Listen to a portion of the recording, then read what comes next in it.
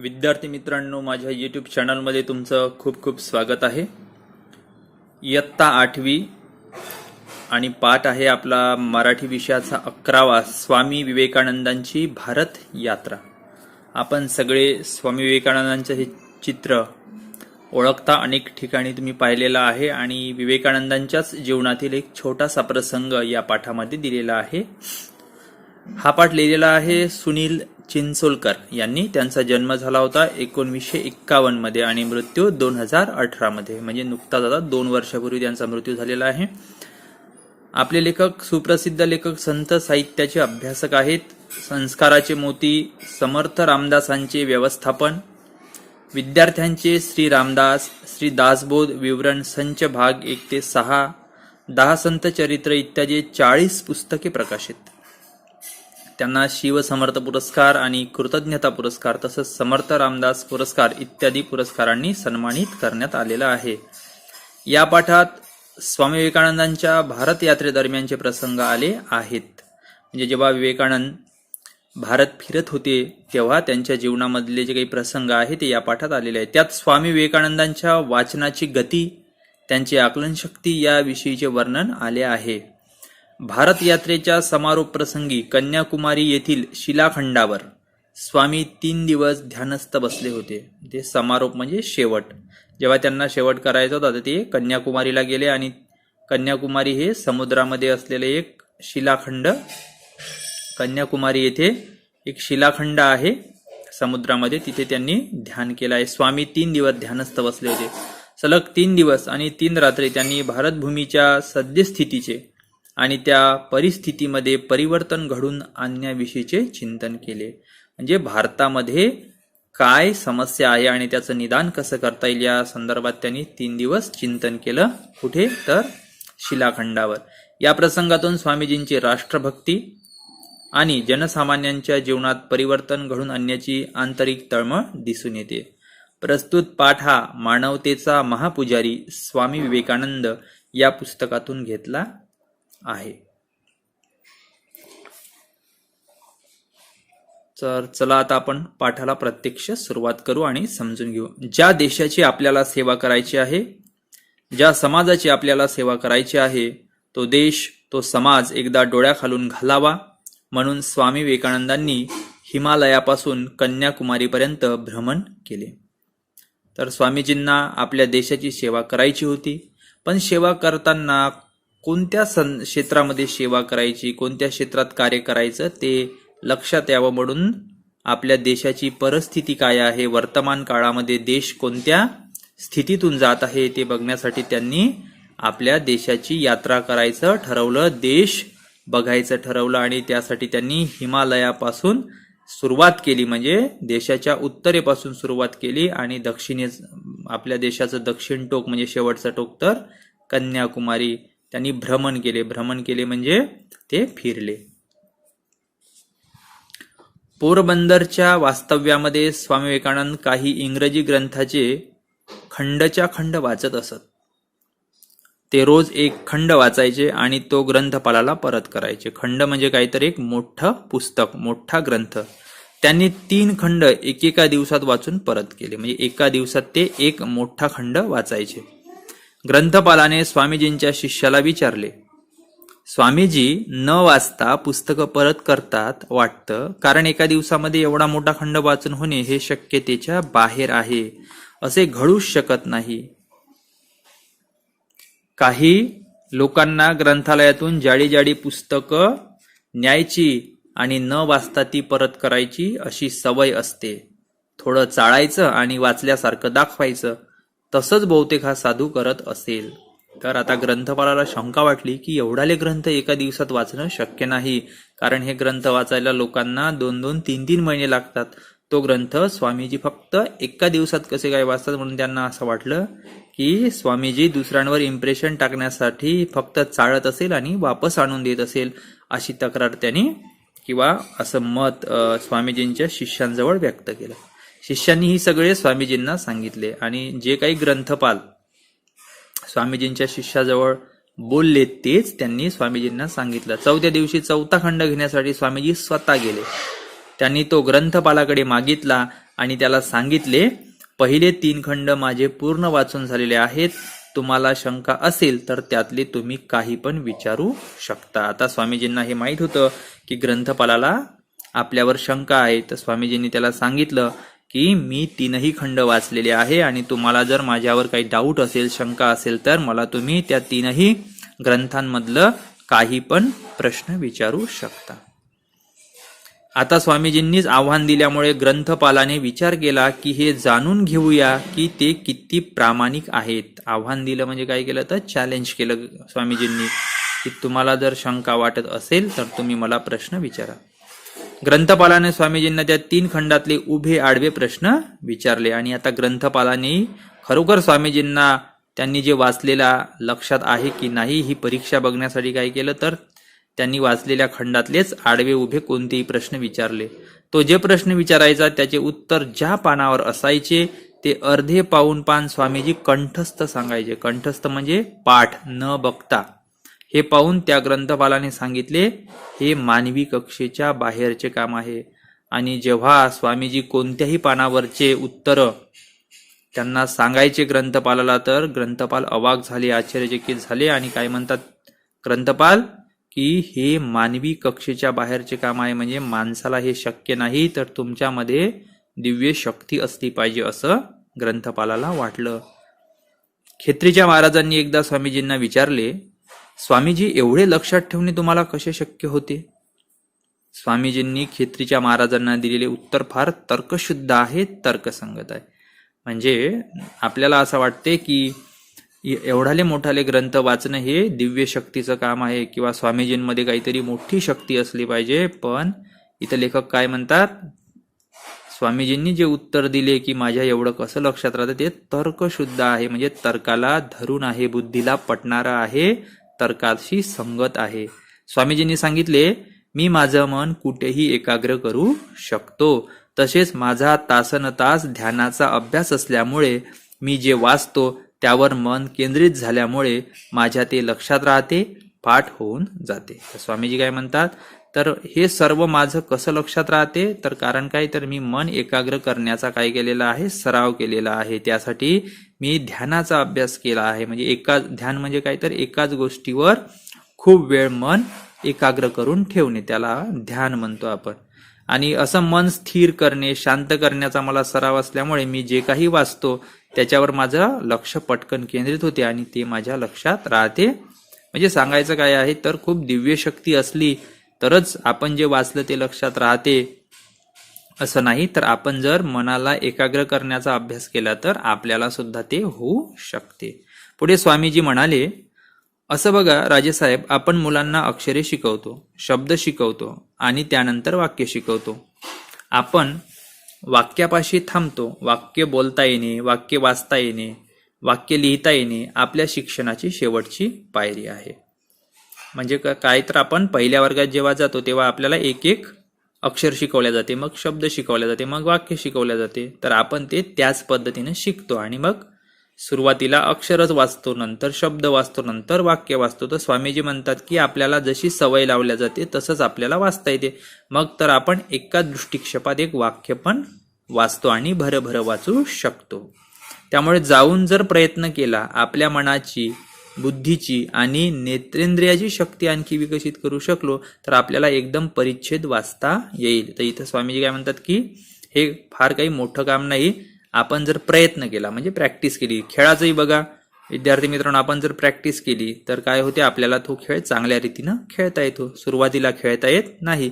आपल्या मनाची, बुद्धीची आणि नेत्रेंद्रियाची शक्ती, नेत्रेंद्रिय म्हणजे डोळे, आणखी विकसित करू शकलो तर आपल्याला एकदम परिच्छेद वाचता येईल. म्हणजे अक्षर, शब्द, वाक्यच न वाचता आपण एका दृष्टीमध्ये पूर्ण पॅरेग्राफ सुद्धा वाचू शकतो असं स्वामीजी म्हणतात. पण त्यासाठी काय करावं लागते, आपल्याला आपल्या मनाची, बुद्धीची आणि डोळ्याची शक्ती वाढवावं लागते. त्यासाठी तसा सराव करावा लागतो.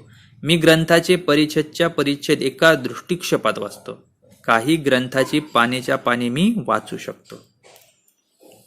जेव्हा स्वामी विवेकानंद कन्याकुमारीला आले, कन्याकुमारी हे भारताच्या दक्षिणेकडील टोक आहे, तेव्हा त्यांनी कन्याकुमारीचे दर्शन घेतले आणि कन्याकुमारी या ठिकाणी काय आहे तर कन्याकुमारी देवीचं मंदिर आहे. त्यांनी तिथले दर्शन घेतले कन्याकुमारी देवीचं. मनाला अतिशय आनंद झाला आणि दर्शन घेऊन ते बाहेर आले. समुद्राच्या काठी उभे राहिले. सगळीकडे अनंत अनंत असा 3 दिशेला सागर पसरलेला. एकदम स्वामीजींचे लक्ष गेले की मध्यभागी 1-1.5 फरलांग अंतरावर 2 शिलाखंड आहेत आणि ते पाण्याच्या भरपूर वर आहेत. तिथे आपण गेलो तर. आणि आता स्वामीजी आपल्या भारत देशाच्या सगळ्यात शेवटच्या टोकावर पोचले आणि त्यांना असं दिसलं की 3ही बाजूला अनंत समुद्र पसरलेला आहे आणि काही अंतरावर, म्हणजे त्यांनी अंतर दिलं 1-1.5 फरलांग म्हणजे 200 मीटर पर्यंत अंतरावर 2 शिलाखंड आहे. म्हणजे समुद्रामध्ये होते हे 2ही शिलाखंड. आणि तिथे आपल्याला नावेतून जहाजातून जाण्याशिवाय पर्याय नव्हता. तर स्वामीजींच्या मनात आलं की आपण तिथं गेलो तर. त्यांनी तिथे असणाऱ्या त्या नावाड्यांना विचारले ते काय आहे. नावाडी म्हणाले त्याला श्रीपाद शिला म्हणतात. स्वामी विवेकानंदांच्या मनात आले की आपली भारत यात्रा आता संपत आहे. आपण देशाच्या टोकापर्यंत आलेलो आहोत, पण जिथे आपण उभे आहोत ते देशाचे टोक नाही. तो शिलाखंड हे देशाचं टोक आहे. त्या शिलाखंडावर आपण जावे, कन्याकुमारीच्या चरणी भारत यात्रा समर्पित करावी. या भावनेने स्वामी विवेकानंदांनी एका नावाड्याला सांगितले, बाबा रे, मला तू त्या शिलाखंडावर सोड. नावाड्याने सांगितले, तुम्हाला 5 पैसे मला द्यावे लागतील. स्वामीजी म्हणाले, माझ्याकडे पैसे काहीच नाहीत. मी निष्कांचन संन्यासी आहे. निष्कांचन म्हणजे काहीच नसणे, कांचन म्हणजे पैसा, आणि माझ्याजवळ निष्कांचन म्हणजे 1ही रुपया नाही. नावाडी म्हणाले, ते तुमचे तुम्ही बघा. आम्ही पैसे घेतल्याशिवाय तुम्हाला सोडणार नाही. स्वामी विवेकानंदांनी एकदम त्या सागरामध्ये उडी मारली. आणि जसंही स्वामीजींना लक्षात आलं की हा नावाडी काही आपल्याला त्याच्या नावेमध्ये बसवून त्या शिलाखंडापर्यंत घेऊन जाणार नाही, तर स्वामीजींना पोहता येतच होतं. त्यांनी एकदम समुद्रात उडी टाकली. कल्पना करा, 1.5 फरलांग अंतर पोहत जायचे होते. त्यात स्वामीजींना आणखी एक धोका माहीत नव्हता. कन्याकुमारीच्या त्या समुद्रामध्ये शार्क मासे आहेत आणि या शार्क माशांचा जबडा इतका जबरदस्त असतो की त्यातले दात हे हत्तीच्या सुळ्यांसारखे असतात. एखादा मनुष्य जर जबड्यांमध्ये सापडला तर ते त्याला काकडीसारखे तोडून तोडून खाऊन टाकतात. तेव्हा स्वामी विवेकानंदांनी समुद्रात उडी मारली तेव्हा ते नावाडी घाबरून गेले. आता इथे लेखक आपल्याला काय सांगत आहे की स्वामीजींना हे माहीत नव्हतं की त्या समुद्रामध्ये, कन्याकुमारीच्या त्या समुद्रामध्ये मोठे मोठे शार्क नावाचे मासे आहे आणि त्यांचे दात एवढे मोठे आहे की ते माणसाचे तुकडे पाडू शकतात. आणि जसेही स्वामीजींनी समुद्रात उडी मारली तर नावाडी घाबरून गेले, कारण आता नावाड्यांना माहीत होतं की इथे शार्क मासे आहे आणि स्वामीजींच्या जीवाला धोका होऊ शकतो, म्हणून ते घाबरले. लगेच त्या 2-3 आपल्या नावा काढल्या आणि स्वामीजींचा पाठलाग सुरू केला. त्यांना वाटले या माणसाला वाटेत काही संकट आले तर, दम संपला तर. स्वामीजी त्या खडकावर, शिलाखंडावर पोचले. त्या नावाड्यांच्या लक्षात आले की हा संन्यासी सामान्य मनुष्य. त्यांना वाटले या माणसाला वाटेत काही संकट आले तर, दम संपला तर. स्वामीजी त्या खडकावर, शिलाखंडावर पोचले. त्या नावाड्यांच्या लक्षात आले की हा संन्यासी सामान्य मनुष्य नाही, हा कोणीतरी अद्वितीय शक्तिशाली मनुष्य आहे. अद्वितीय म्हणजे याची तुलनाच करता येत नाही असा पॉवरफुल शक्तिशाली हा व्यक्ती आहे, असं कोणाला वाटलं तर नावाड्यांना वाटलं. आणि का वाटलं? कारण एवढा मोठा समुद्र पोहून स्वामीजी जवळपास 200 मीटर पर्यंत समुद्र पोहून ते गेले. 1.5 फरलांग 2 फरलांग अंतर ते पोहून गेले आणि शार्क माशापासून ते वाचले. आणि स्वामीजींचा हा पराक्रम पाहून नावाड्यांना वाटलं की हा काही साधासुधा व्यक्ती नाही, तर हा शक्तिशाली मनुष्य आहे. स्वामीजी त्यांना म्हणाले, मी आता 2-3 दिवस इथेच राहणार आहे. तेव्हा ते नावाडी आणखी थक्क झाले. म्हणजे त्या शिलाखंडावर राहायला काहीच जागा नव्हती, छत पण नव्हतं. आणि स्वामीजी म्हणत आहे नावाड्यांना की मी इथेच राहणार आहे. किती दिवस? 2 ते 3 दिवस. आणि जसंही ते नावाड्यांनी ऐकलं ते थक्क झाले. म्हणजे त्यांना आश्चर्य वाटलं की हे कसं शक्य आहे. स्वामीजी 3 दिवस तिथे राहिले आणि खरोखर स्वामीजी मात्र आपल्या वचनाला जागले ते 3 दिवस त्या शिलाखंडावर राहिले. रात्री एकटे, सोबतीला कोणी नाही. 3 दिवस नुसते थांबले नाहीत, ते ध्यानस्थ बसले. त्यांना काहीतरी खायला द्यावे म्हणून अनेकदा हे नावाडी लोक यायचे आणि त्यांच्यासाठी काहीतरी खाण्याचे आणायचे. त्यांना हाका मारायचे, पण त्यांच्या लक्षात आले की स्वामीजी भावसमाधीमध्येच आहेत. भावसमाधीमध्ये म्हणजे एक प्रकारची गाढ ध्यानाची अवस्था असते, ज्यामध्ये व्यक्ती आपल्या स्वतःच्या शरीराचं भान विसरून त्याची चेतना, त्याचं मन अनंत अनंत भावामध्ये, किंवा ज्याला असं साधू संत म्हणतात की परमेश्वरामध्ये त्यांचं मन विलीन होते, किंवा ईश्वरी शक्तीमध्ये अनंत चेतनेमध्ये त्यांची चेतना समरस होऊन जाते, त्याला भाव समाधी म्हणतात, म्हणजे ध्यानावस्था. त्यांना काही ऐकू जात नाही. त्या नावाड्यांना किती वाईट वाटले असेल की आपण 5 पैशासाठी या माणसाला नाही म्हणून म्हटले, पण त्यामुळे स्वामीजींचा अंतस्थ अग्नी प्रदीप्त झाला. आणि आता नावाड्यांना वाटलं की एवढा मोठा ग्रेट साधू आहे, महान साधू संत आहे, की जो 3 दिवस इथे ध्यानस्थ बसलेला आहे, आणि आपण अशा माणसाला या शिलाखंडावर येण्यासाठी पैसे मागितले आणि त्यांना आपल्या नावेमध्ये आणलं नाही. त्यांना स्वतःचीच काय आहे लाज वाटली आणि त्यांना वाईट पण वाटलं की आपण फार मोठी चूक केली. पण जसंही त्यांनी नाही म्हटलं स्वामीजी काय आहे, तर त्यामुळे स्वामीजींचा अंतस्थ अग्नी प्रदीप्त झाला. म्हणजे जसंही एखादी कोणी व्यक्ती आपल्याला विरोध करतो तर आपण काय करतो, तर आणखी ताकदीनं ती गोष्ट करतो. तशासारखं स्वामीजींना काय झालं, जसंही त्यांनी नाही म्हटलं तर स्वामीजीमधली आंतरिक शक्ती जागृत झाली, अंतस्थ अग्नी प्रदीप्त झाला. म्हणजे त्यांना आतून अशी शक्ती जाणवली की आता यांनी नाही म्हटलं तर ठीकच आहे, आपण स्वतः पोहून जाऊ. स्वामीजी म्हणतात, जितका विरोध असेल, जितकी प्रतिकूलता असेल, तितका माणसातला अंतस्थ अग्नी प्रदीप्त होत असतो. स्वामीजी इथं सांगत आहे आपल्याला की माणसाच्या जीवनामध्ये प्रतिकूलता पाहिजे, म्हणजे कठीण परिस्थिती आली पाहिजे, कोणीतरी विरोध केला पाहिजे, तेव्हाच खऱ्या अर्थानं माणसाची काय होते, प्रगती होते, माणसाच्या आतली शक्ती जागृत होते. अनुकूलतेमुळे माणसातले फूल कोमेजून जाते, आणि सारखे सारखे सुख आणि समृद्धीत जर माणसाच्या समोर असेल तर माणसाचा विकास होत नाही, असं स्वामीजी म्हणतात. फूल कोमेजून जाते म्हणजे माणसाचा विकास घडून येत नाही, त्याच्यात शक्ती तयार होत नाही. जसं आपण एखाद्या जिममध्ये जाऊन व्यायाम करतो तेव्हा कुठे आपलं शरीर मजबूत बनते, आणि तेच जर आपण सारखं झोपून राहिलो किंवा काहीच कष्ट केले नाही तर शरीर कमजोर बनते. त्यासारखंच आहे. स्वामीजी म्हणतात की जीवनात जेव्हा संकट येईल, विरोध होईल, प्रतिकूलता येईल, तेव्हा कुठे आपल्या आतमधली शक्ती जागृत होते. त्याला जरा संघर्ष करता आला पाहिजे, थोडी संकट असली पाहिजेत, थोडा विरोध असला पाहिजे, म्हणजे माणसातली अंतस्थ चेतना फुलते. म्हणजे स्वामीजींना इथं सांगायचं आहे की आपल्याला सुद्धा जीवनामध्ये इंजिनियर, डॉक्टर आणि मोठं काही व्हायचं असेल, जीवनात सायंटिस्ट आहे, समाजसेवक आहे, चांगला शेतकरी आहे, तर आपल्याही जीवनामध्ये सगळंच आलबेल असता कामा नये. तर आपल्याही जीवनात थोडा संघर्ष असला पाहिजे, संकट असले पाहिजे, विरोध असला पाहिजे, तेव्हाच कुठे आपल्यामधली शक्ती जागृत होईल, असं स्वामीजी इथं सांगतात. चेतना फुलते म्हणजे आपल्या जीवनाचा विकास होतो. म्हणून तर तुम्ही बघा, बहुतेक श्रीमंतांची मुलं वाया गेलेली असतात, कारण सगळ्या गोष्टी त्यांना आयत्या मिळतात, आणि गरिबांची मुलं आपलं ध्येय समोर ठेवून शिकतात आणि पुढे जातात, जीवनात प्रगती करतात. आणि असा अनुभव आहे की जे लोक प्रतिकूलतेमधून समोर गेलेले आहे, ज्यांना जीवनामध्ये विरोध, संघर्ष सहन करावा लागला, त्यांनीच जीवनात मोठे मोठे कामं करून दाखवले. डॉक्टर बाबासाहेब आंबेडकर असो की गांधीजी असो की स्वामी विवेकानंद असो की रामकृष्ण परमहंस आहे, संत तुकडोजी महाराज आहे, गाडगे बाबा आहे, या लोकांनी जीवनामध्ये फार मोठं कार्य केलं, पण त्यांना विरोध झाला, त्यांना प्रतिकूलता आली त्यांच्या जीवनामध्ये. तर म्हणून स्वामीजी इथं म्हणतात की माणसाच्या जीवनामध्ये संकट असल्याशिवाय, समस्या असल्याशिवाय त्यामध्ये शक्ती विकसित होत नाही. स्वामीजी 3 दिवस आणि 3 रात्री तिथे राहिले. 3 दिवस 3 रात्र ते फक्त भारत मातेचे चिंतन करत होते. आणि तिथे काय करत होते, ध्यान कशाचं करत होते, तर भारत मातेचं, भारताचं. डोळ्यासमोर त्यांना सतत दिसत होता तो आपला भारत, आपल्या भारतातील गोरगरीब जनता. स्वामी विवेकानंदांच्या लक्षात आले की या देशातले अनेक लोक उपाशी आहेत, ज्यांना जेवायलाही अन्न नाही. त्यांना आपण वेदांताचा काय उपदेश करत असतो. आता स्वामीजींच्या लक्षात आले संपूर्ण भारत पाहिल्यानंतर की या भारतामध्ये खूप गरिबी आहे.